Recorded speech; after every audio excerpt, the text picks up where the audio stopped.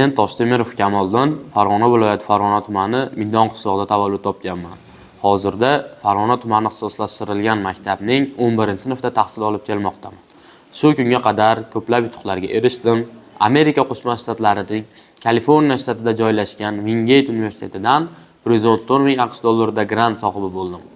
Yurtimizda ta'sis etilgan Bilim va malakalarni baholash agentligi tomonidan joriy qilingan matematika, ingliz tili, ona tili hamda tarix fanlaridan milliy sertifikatlarni qo'lga kiritib, muddatidan oldin talaba bo'lish vaqtiga muyassar bo'ldim.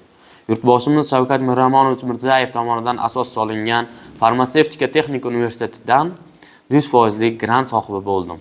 Ushbu yutuqlarga erishishimda ota-onamning menga ko'rsatgan ehtiromlari, duolari hamda maktabimizdagi ustozlarning to'g'ri ko'rsatmalari bunga sabab bo'ldi deb o'ylayman. Kitob insonning do'sti va muvaffaqiyatlarning kalitidir.